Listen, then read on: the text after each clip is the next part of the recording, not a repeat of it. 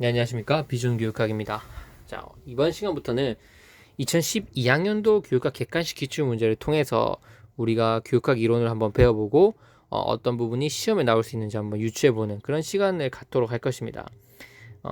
교육학 객관식 기출문제 여러분들이 풀어보셨으면 아시겠지만 제일 초반에 나오는 문제는 교육 철학 문제 파트가, 그리고 교육 이제 사상, 철학 이런 것들이 시험 문제로 나오고 있습니다.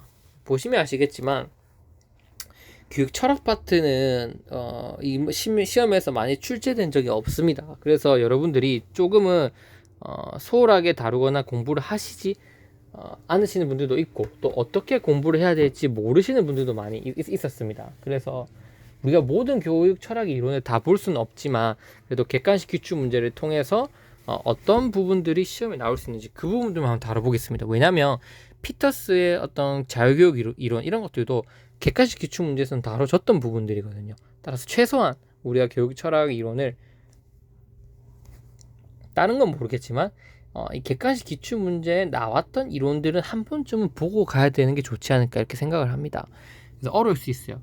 이 부분 저와 같이 하면서 시간을 단축시켜 보도록 하겠습니다.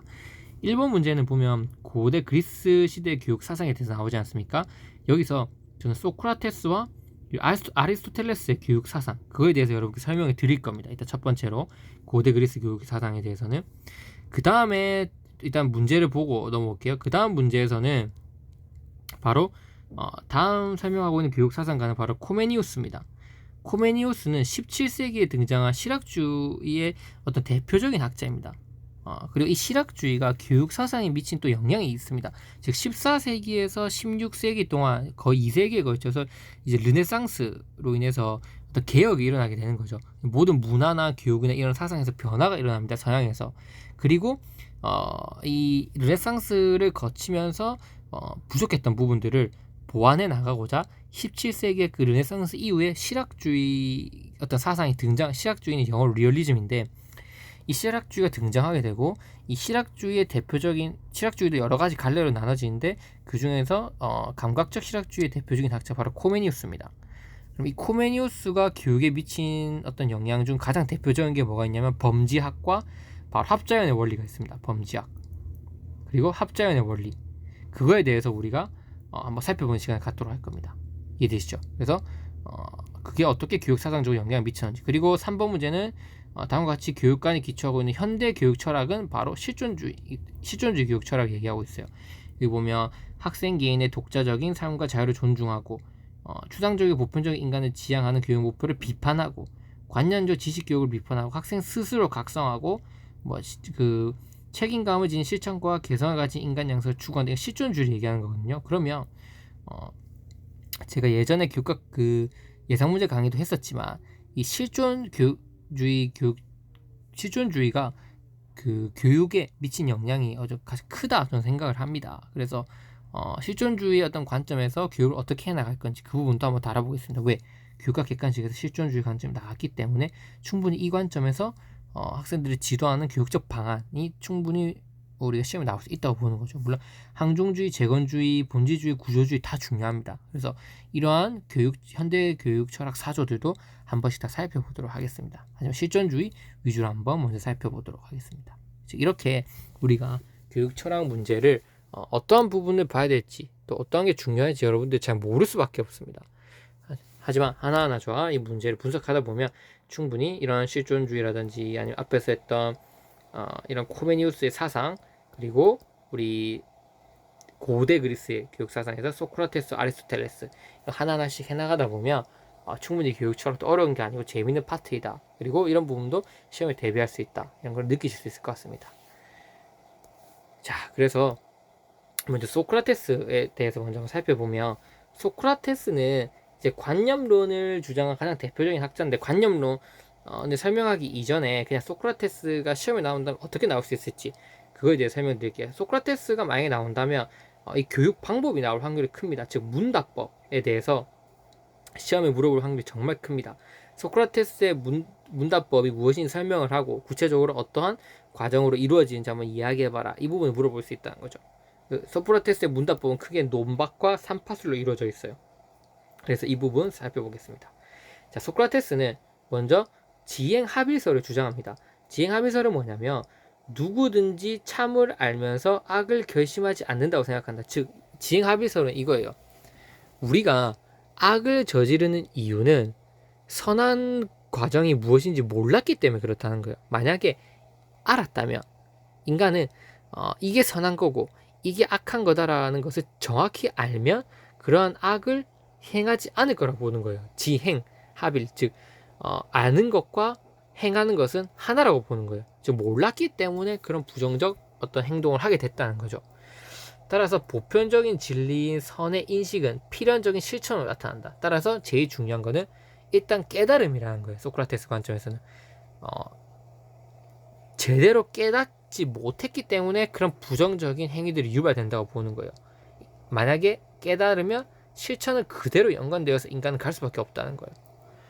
덕에 옳고 선한 것은 몸에 익히는 것인데 덕 있는 행동을 하기 위해서는 선악에 대한 지식이 있어야 된다. 그게 중요한 거죠. 그러면 이런 깨닫는 것을 어떻게 할 거냐? 바로 그것을 문답법을 통해서 할 수 있다는 거예요. 사람들은 처음에는 스스로가 모른다는 사실 자체를 의식하지 못하는 무의식적 무지에서 출발하여서 대화를 통해서 의식적인 무지를 전환을 추구하고 나아가 이를 토대로 참된 진리와 본질을 추구하고자 하는 탐구하고자 하는 지혜를 획득하고자 한다. 무슨 말이냐면 처음에는 내 자신이 모른다는 사실 그 자체도 인식하지 못하는 상태예요. 그래서 소크라테스가 했던 가장 유명한 말이 뭐냐면 너 자신을 알라라는 말이 있지 않습니까? 너 자신을 알아라. 그게 무엇이 생략되어 있냐면 너 자신이 얼마나 무지한 상태인지를 알아라. 이런 뜻이 담겨 있습니다. 거기에 보면. 그래서 너 스스로가 그 대상에 대해서 얼만큼 모르고 있다는 그 사실을 네가 아는 것에서 출발해야지. 즉 무의식적인 무지에서 그것을 인지하는 것, 그것을 탈출하는 것에서 출발해야만이 우리가 올바른 선을 행할 수 있다고 보는 거예요. 소크라테스에 따르면. 그래서 문답법 이거를 혼자 하긴 힘드니까 누가 해준다? 그 스승인 교사가 아이들로 하여금 그 학생이 모르고 있는 것이 무엇인지 질문을 던짐으로써 너는 이것을 잘 모르고 있었던 거야를 깨닫게 해줘야 된다는 거예요. 누가? 교사가 그렇게 해줘야 된다고 합니다. 스승이. 즉 지식을 이미 소유하고 있다는 망상에 사로잡혔을 때 그 지식을 탐구할 리가 없어진다. 그러니까 나는 저걸 다 알고 있어. 저건 내가 다 이해하고 있는 건데 라는 인식이 잡힌 순간 그거에 대해서 본질적으로 우리가 깨우치지 않게 된다는 거죠. 그래서 그것을 잘 이끌어줄 수 있도록 교사는 논박과 삼파수의 단계를 실시해야 되는. 논박은 그런 무의식적 무지를 깰 수 있는 거.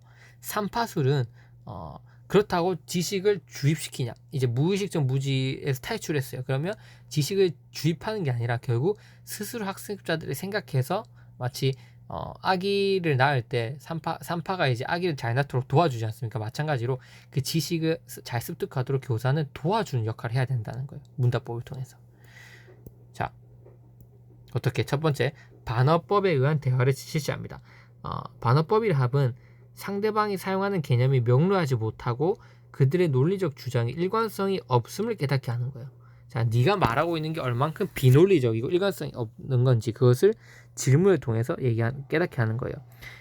자, 네가 생각하는 건 이거지? 그럼 그것은 어떻게 될까? 이거에 대해서 얘기해봐. 그리고 그건 어떻게 될까? 그럼 그건 어떻다는 거지? 이런 식으로 하면서 그렇지, 너는 잘못 알고 있었던 거야. 이렇게 무의식적 무지를 인지하도록 하는 게 바로 논박이에요. 논박.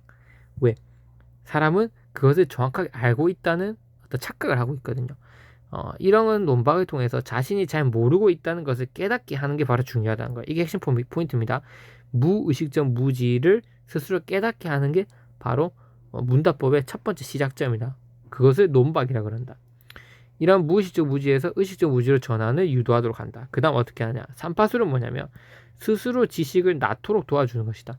마치 어머니가 아기를 낳듯이 우리가 지식을 낳는다는 것은 그 지식을 명확히 이해해서 내 거로 만든다는 걸 얘기하는 거예요. 가르치는 자가 배우는 자에게 직접적으로 지식을 주입하는 것이 아니라 묻고 답하는 걸 통해서 강한 동기를 유발시키고 스스로 진리를 발견해내도록 유도한다는 겁니다. 유도하는 방식이 바로 문답 삼파술인 거죠. 결국 문답법의 일종입니다. 삼파술도. 그래서 바로 지식을 강의식으로 전달하지 않고 그것을 어떻게 생각해? 그건 왜 그런 것 같아? 그럼 이건 어떻게 해야 될까? 우리가 하면서 그 지식을 스스로 깨우쳐 나가도록 유도한다는 거죠. 이렇게 질문을 계속함으로써 주체가 생산적 사고를 배태하도록 만드는 방법이 바로 삼파술이다. 이렇게 볼 수 있습니다. 따라서 교사가 문답법을 하는 목적은 총 두 가지예요. 부의식적 무지에서 탈출하는 것과 스스로 지식을 발견해내도록 도와주기 위해서 하는 그 두 가지 목적이 바로 문답법의 핵심이다. 소크라테스가 제시한 핵심이다. 이렇게 볼 수 있습니다. 그래서 이렇게 재미없어 보이는 이론일 수도 있지만 또 필요 없어 보이는 이론일 수도 있지만 관념론의 대표적인 학자인 소크라테스의 이론을 우리가 아주 겉핥기식으로 한번 간단하게 한번 살펴보았습니다. 근데 교육 철학은 깊이 있게 낼 수는 없어요. 깊이 있게 낼 수는 없고 가장 기본적으로 그 철학 사조가 하고자 했던 어떤 역할 혹은 그 철학 사조가 가지고 있던 장단점 그런 부분들을 여러분들이 조금이라도 알고 가시는 게 아마 도움이 될 것 같습니다. 그러면 이제 소크라테스가 관념론의 대표적인 학자라고 하지 않았습니까? 그럼 도대체 관념론이 무엇이고 이 관념론이 가지는 교육적 의의와 한계가 무엇인지 다음 시간에 한번 살펴보고 다음에 알스토텔레스로 한번 넘어가 보도록 하겠습니다.